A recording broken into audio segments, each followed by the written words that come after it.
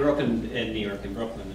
I actually went to one of those schools. Yeah, I'm familiar with the whole scene, and now I have a 3.5-year-old, so I'm very familiar with it. Copy that, all right. I actually taught in private schools for about 10 years, so I still kind of do. I mean, just part-time I teach up at Iowa Arts. It's a great school. But I've sort of seen this close up. I actually was on admissions committees too, so there's a window in. Yeah. Very cool, right on. All right, Jaeger, Michael Jaeger, what is your, I'm going to switch you. Oh, we do. We did work. Oh, nice. Wow, this is why he's here, because I don't give a crap. So what about you? Have you had experience with this? He has children. Yes, Josh and I were basically going through the same sort of thing. He was going through it in New York at the same time I was going through it in LA. We both have kids around the same age, and you know, any of you who have been through that process know that, well, of course, we turned it up to a slightly, you know, more absurd level. Some of the stuff you see, if you've been through it, is not really all that much removed from the reality. I mean, going to orientation sessions years before your kid is, you know, even close to going into the school, all that sort of thing is, you know, the reality. And people hire consultants, pay them thousands of dollars to prep their 2-year-old for an entrance exam. I mean, I'm not kidding. You read the papers, you see it. So yes, I'm very familiar with it. All right, who wants to be the first brave soul of the audience to ask a question? Okay, go ahead. Can you shout out? I'm just gonna have y'all shout. Okay, I have a question for you, Bridget, about Robin. So I was a big fan of Legend of the Seeker, and obviously the last time I saw you, you're very different than this character. So I guess what were like the biggest challenges going into this compared to other things? Well, I don't know if this is on.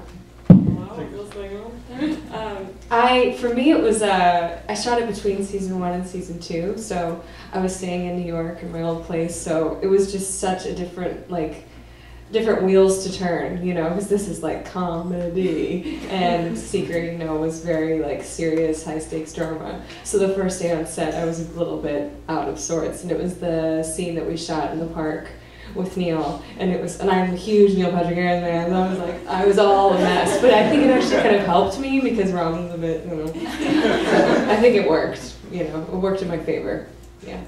Sure. Great. Anyone else? See yes? Yes, go ahead, shout out. Were Amy Sedaris' costumes her idea? Amy brought a lot of her own unique Amy-ness to the role, but no, for the most part the costumes were mostly our wardrobe department. I think they consulted with her a little bit, but you know, I know that she didn't love the overalls. I know that the little palm tree ponytail in that one scene was not her idea either. So, but you know, she was very game and really kind of went for everything. I should also add that while Josh directed it, my background is in directing, and I was there for about 3/4 of the shoot. So, if anyone has any sort of directing or casting, those kind of behind-the-scenes questions, you can feel free to ask, because I can probably cover. What about her glasses? Were those hers? Or were those I think they were hers. Yeah. They were definitely Hodgman's glasses. Hodgman's glasses came with him. They're kind of a package.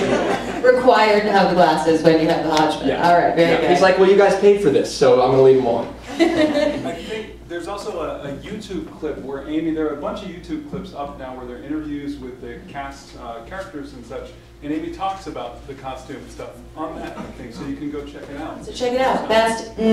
Brightest movie.com. Best, not best, and. Who's next? Go for it. Who wrote the poetry for the film? A very good question. That tends to come up often at these. And we just did a Q&A like this last week at a screening in New York, and Josh and I were there together. And I will answer that the way Josh answered it then, which is that the character of Clark is based on a very, very good friend of Josh's, who shall remain nameless, who I also know, who is quite dissolute, doesn't really have to work, has a fairly famous father, lives off of that, and he showed Josh these kind of texts that he kept. He went to an actual place like that in New York. There's an actual real place, and it's called Le Trapeze. And it really exists, and yes, Chris McDonald did really go there for research. He called me and asked me if I wanted to go with him.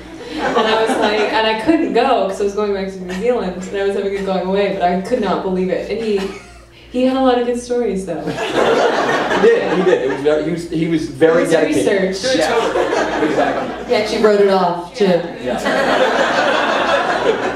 Exactly.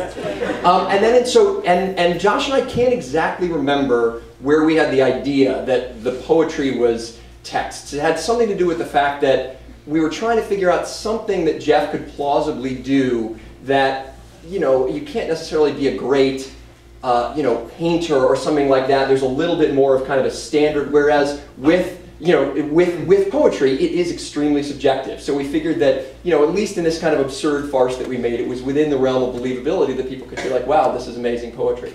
So I think Josh and I just, he went off those texts that, many years ago that he had seen from his friend who shall remain nameless. Who's next? There you go. Speaking of the bar scene, I was just wondering how many takes that took before, like, I would think you would be busting a gut the whole time. I mean, especially the phrase where you had to yell in Neil's steaks. I actually remember it shooting pretty quickly. I don't know if you remember it differently. I remember wanting to keep going. I don't think we had a choice, but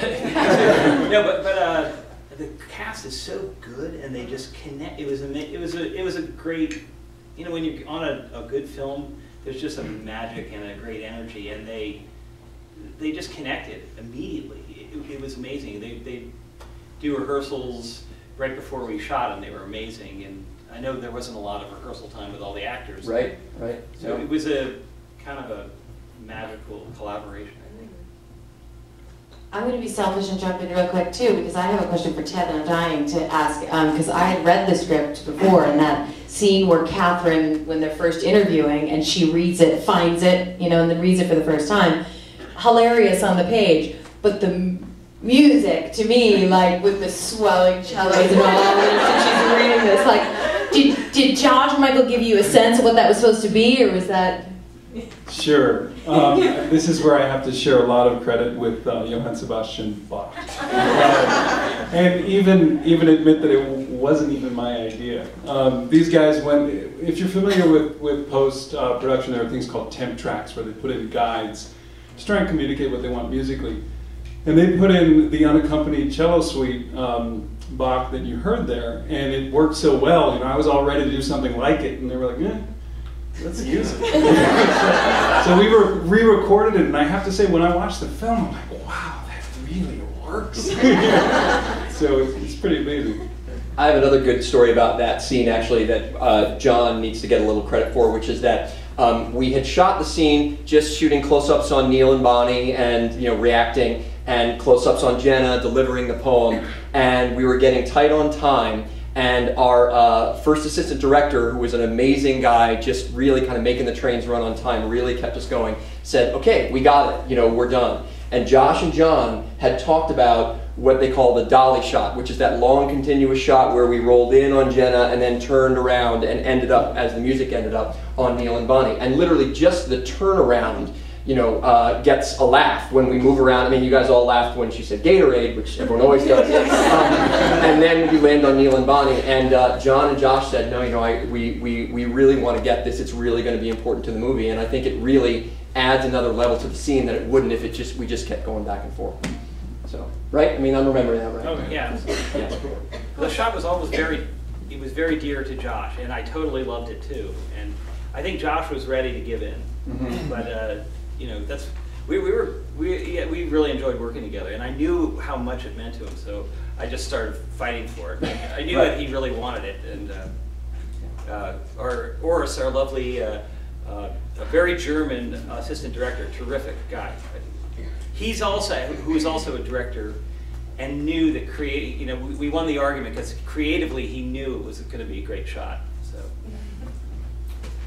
Question? Go ahead. I think it's the funniest movie we've seen this year. Some of the jokes, because we were still laughing. It's a quote for the poster. Yeah, that's a quote. We'll get your name later. What's the screening history of it so far? Because we came to this cold, and where does it go from here? Well, I'll give you a little. The current situation with the movie is that we have a company that has agreed to give us a very, what they call sort of a micro release or a narrow release in a theater in New York and a theater in LA for a week in either June or July. We haven't exactly figured out when. And then they've committed to releasing it on DVD and Netflix and video on demand and so on in August.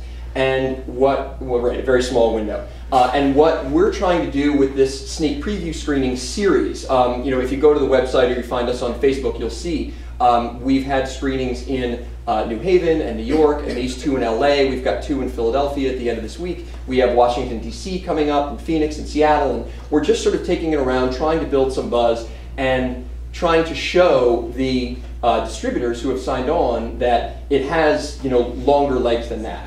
And basically what our hope is that both by building up a buzz amongst the people who have seen it, as well as hopefully doing some really well-placed press when it does play in these theaters in New York and LA, if we can get Neil on the Tonight Show or that sort of thing, and good reviews, of course, then we would use that hopefully to, because basically it's about economics for them. If it's going to make them money, they'll keep it in the theaters.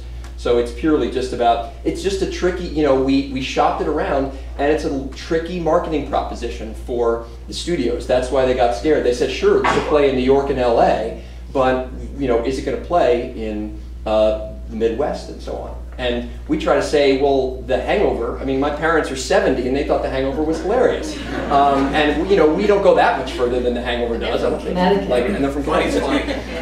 Funny is funny. Right, funny is exactly. And the other thing is, yes, it's a certain level of funny if you know this world, but at the same time, to make a crass generalization, in general, people who don't live in New York and LA love to laugh at people who live in New York and LA and their ridiculousness.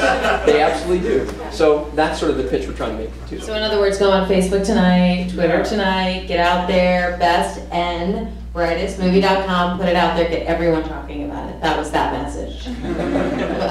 Other questions? Yes?